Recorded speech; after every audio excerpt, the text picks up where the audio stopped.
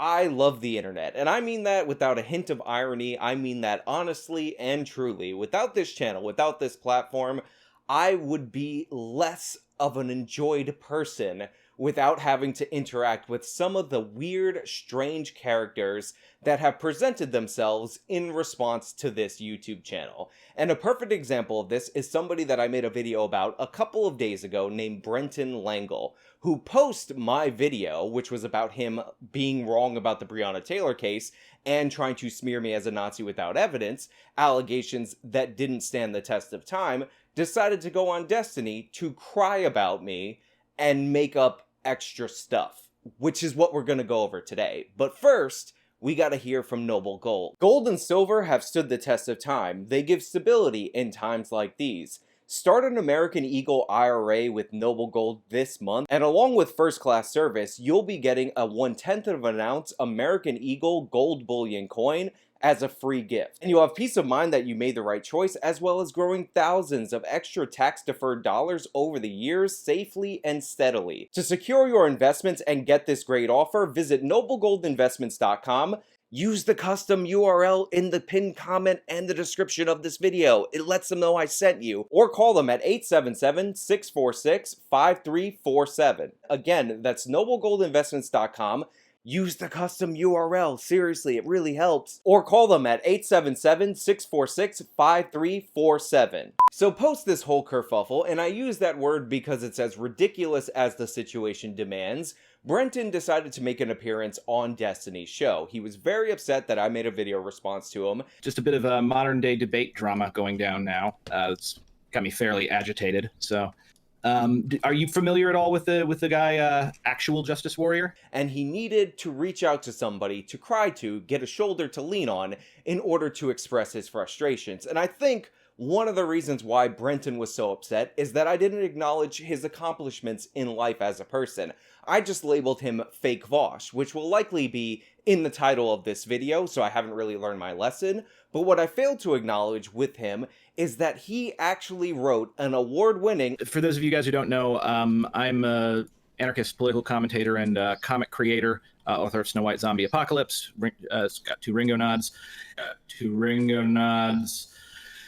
Oh, I'm sorry. Award-nominated comic book at one period of time in his life, and he's very, very committed to telling you about that time that his comic book got nominated for an award you never heard of. Now, that is neither here nor there, or as the professionals say, which we are on this channel, that is neither nya nor nya, but it just gives you an idea of the ego of a person like this. Because throughout the course of his explanation to Destiny of what set off this incident, you can see that he is basically incapable of admitting fault. When he describes him being wrong about everything he stated about the Brianna Taylor case, he talks about how he was fuzzy on some of the details, but his overall conclusion was likely right. This guy from the Hake Report, who apparently works with Jesse Lee Peterson, like starts peppering me with all these super chat questions, like on the Brianna Taylor shooting, which, you know, I had not read up on. I was familiar with the broad strokes.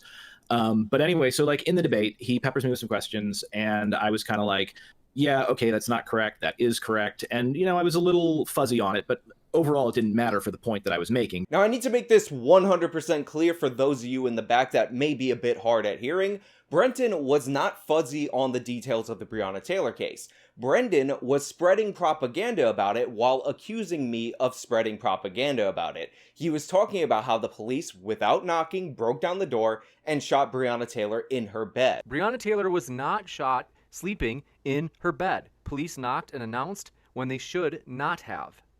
No, that's a lie.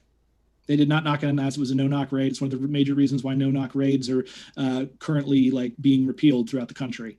It was specifically a no-knock raid. Yeah, okay. Again, even if they did knock and announce, the people were sleeping at the time. They didn't give adequate knowledge on it. And even if we do say that they're not lying, which, by the way, I think they're probably just lying about that, because, again, even if the neighbor's saying they heard something or yelled at them to be quiet, eyewitnesses don't usually remember events exactly how they happened. It's one of the least reliable things that we can have. They busted into a woman's house in like the middle of the night night and shot her dead while she was in her bed. Now, I've been told that this original piece of propaganda around the Brianna Taylor case that made its way around the world and is still being repeated uncritically and unthinkingly by Brenton a year later on channels like the Modern Day Debates channel actually originated with attorney Ben Crump. Ben Crump is a well-known liar and spreader of misinformation, but more importantly, Ben Crump had nothing to do with the case. He was nowhere near when this event occurred, which is why he was alleging things, allegedly, according to this rumor, along with a bunch of other activists for sure, that were never alleged by Kenneth Walker in the home or anybody actually involved in this case. That's how alien this propaganda is to reality, and of course, Brenton is somebody who, not knowing any better, repeats it uncritically and is defiant when being called out and wrecked, honestly, by a super chatter, which was hilarious. That was the subject of my previous video. However, it actually gets funnier because throughout the course of this Destiny stream, Destiny explains to him literally everything that was said in my previous video. On the Brianna Taylor story, her boyfriend shot first. That's just an undisputed fact. And very few people actually know that.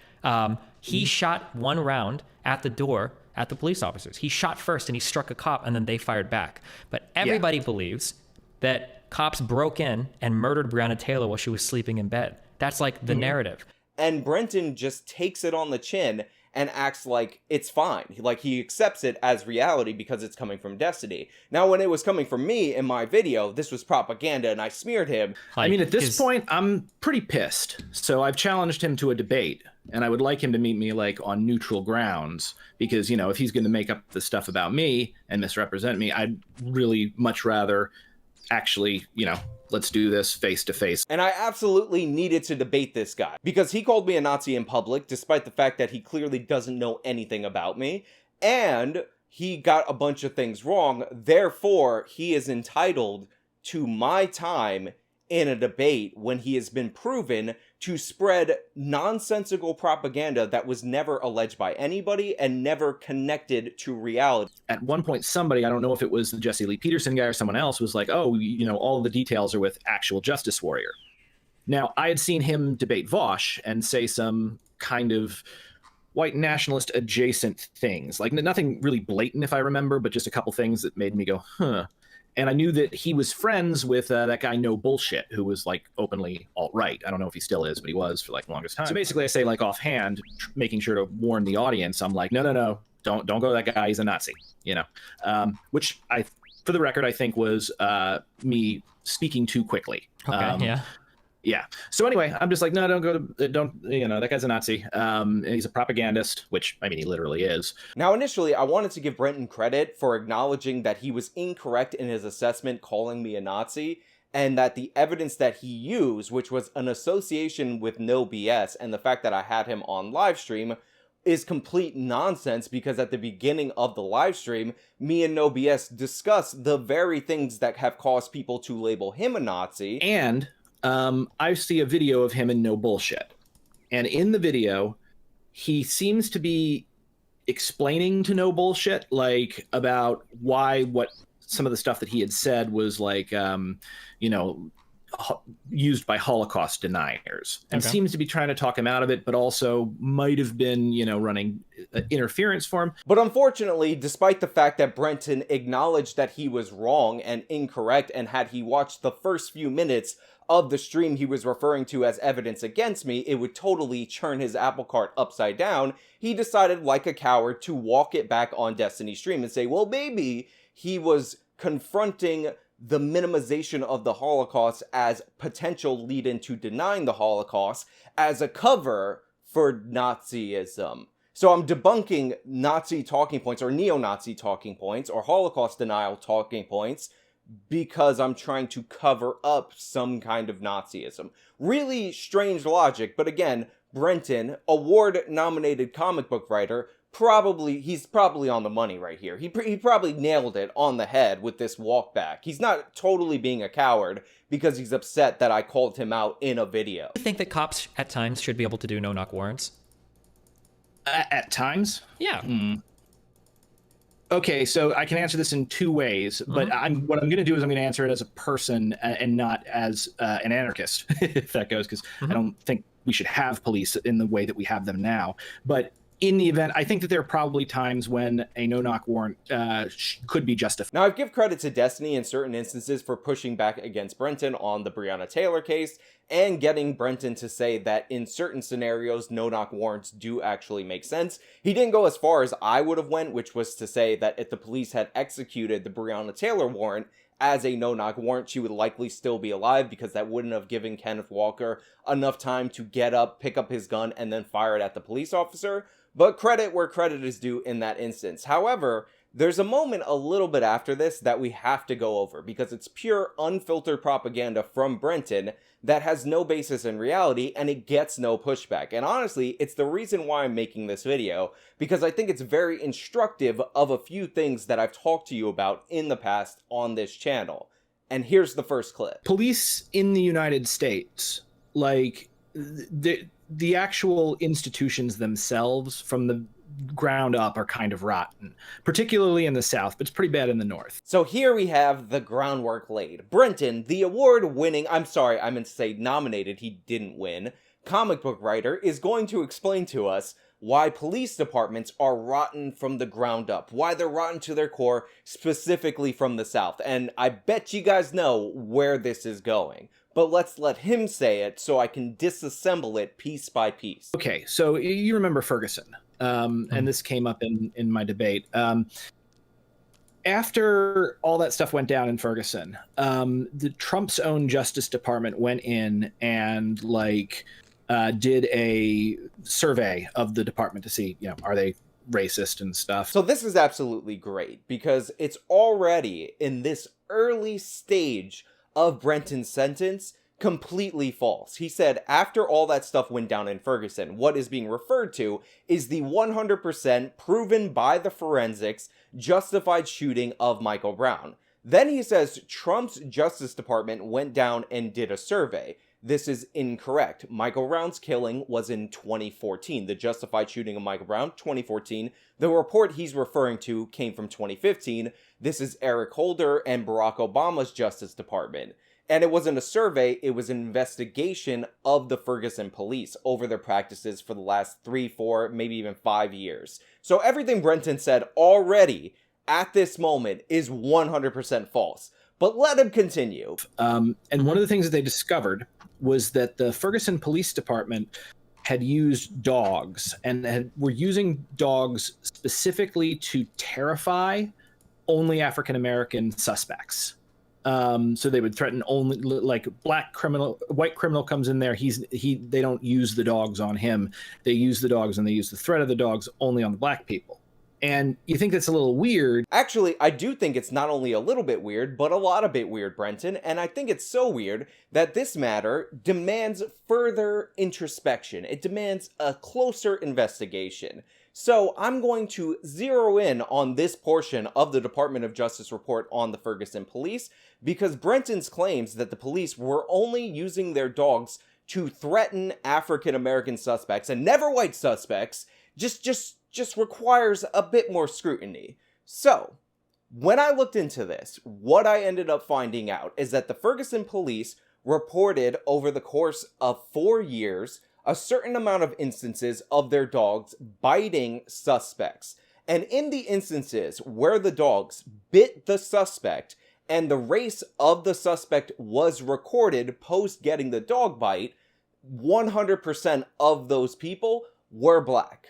So, this would lead some people to believe that Ferguson, which is not 100% black, is actually like 67% black, and their police department might be engaged in some racialized racialism because of the brutal racists that are in there. However, upon further examination, because percentages can often be incredibly deceptive. By the way, we've already debunked what Brenton was saying. He said dogs were only used to threaten black suspects. Not true. The report refers to instances from 2010 to 2014 where a suspect was bit and the race of the suspect was later recorded when they wrote down the dog bite. So that's not the same thing as what Brenton is talking about. But more importantly, the number of suspects that were bit by dogs during this 4-year period was 14.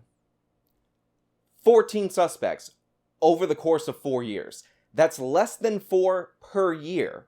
And again, in Ferguson, a city that is 67% black. So what this actually shows is that canine units from the Ferguson police rarely actually go off and bite any suspects. And if you're in a city that's 67% black and a higher proportion of your criminals are black than white, then it's actually not that surprising that your dogs would go off and bite black suspects 14 times in a row, recorded, only when they're bit, by the way, only when the police took note of the race, over the course of 4 years. A little less dramatic than what Brenton is setting up for us. A little deceptive, a little propagandistic on behalf of Brenton, honestly. Now, to be fair, I actually looked into the Department of Justice, and they actually did cite specific examples in their report, which will be linked in full in the description of this video, of instances that from the reporting look particularly bad. So a couple of those instances where they sent the dog on a suspect seem totally unjustified. And if we didn't start this conversation off with a completely false premise, with a lie on behalf of Brenton,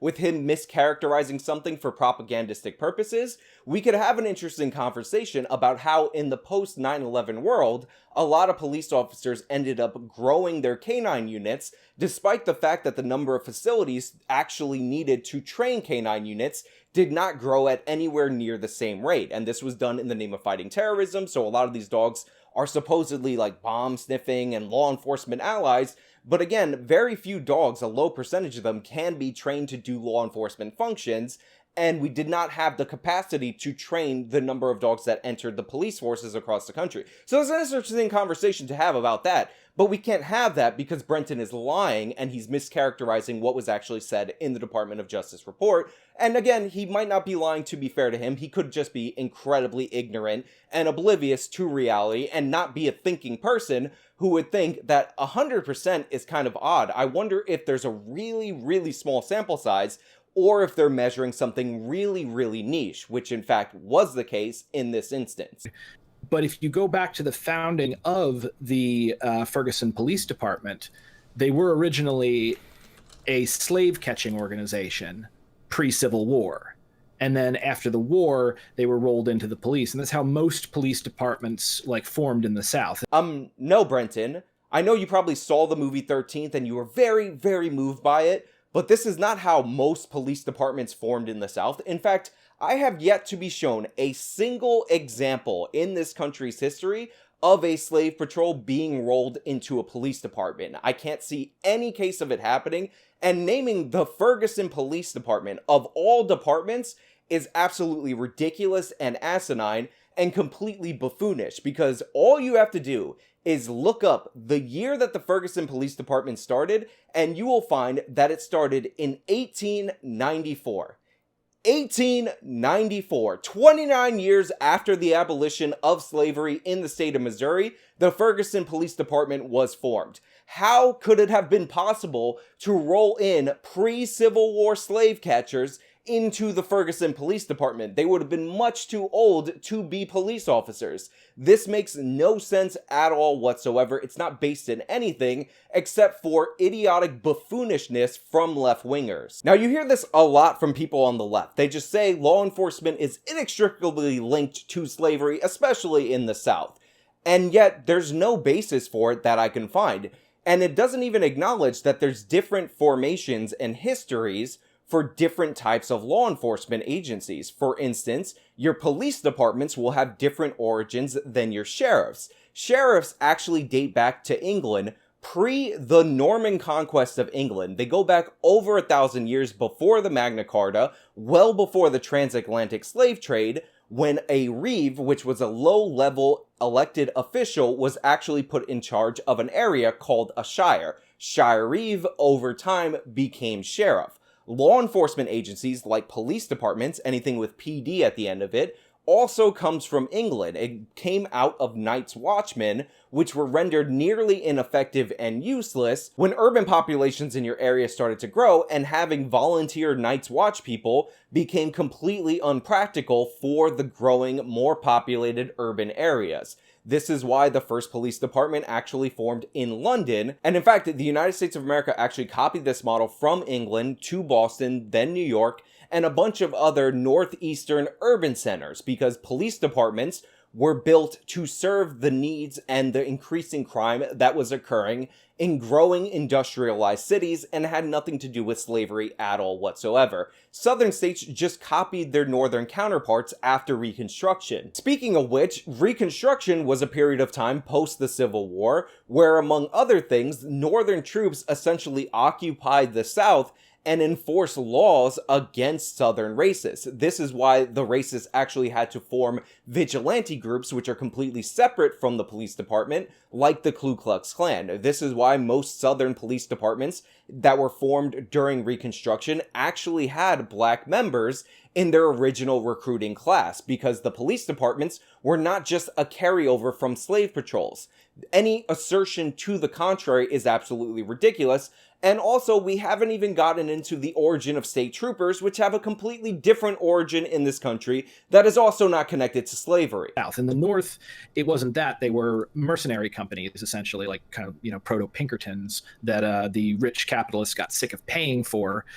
So they said, okay, well, we're going to offload this on the taxpayer instead. It was also really corrupt, and that became the first police station, or the police organization in the country, which was the Boston Police. Again, the lack of knowledge coming from Brenton on a subject that he purports to know the basics of is absolutely amazing. The Boston Police, I just finished explaining, are not the first police organization or law enforcement organization in the United States of America. They were the first police department. We had constables, we had sheriffs that date back all the way to the 1600s. How do you think people enforced laws back in the day? There were informal ways, but there were also low-level, formal ways of doing this. The Boston Police are just what we consider something that has PD at the end of it. It's a police department for a metro area, completely different from all of law enforcement.